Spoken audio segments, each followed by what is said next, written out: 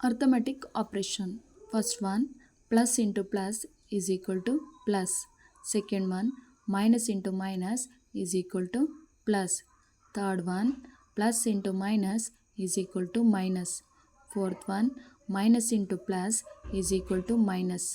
ಇಲ್ಲಿ ನಾನು ಅರ್ಥಮೆಟಿಕ್ ಆಪ್ರೇಷನ್ನ ಯಾವ ಥರ ನೆನ್ಪಿಟ್ಕೋಬೋದು ಅಂದರೆ ಸೇಮ್ ಸೈನ್, ಎರಡು ಸೇಮ್ ಸೈನ್ ಇದ್ದಾಗ ಪ್ಲಸ್ ಇಂಟು ಪ್ಲಸ್ ಎರಡು ಸೇಮ್ ಸೈನ್ ಬಂದಾಗಲೂ ನಾವು ಆ್ಯಡ್ ಮಾಡಬೇಕು, ಪ್ಲಸ್ಸೇ ಬರುತ್ತೆ.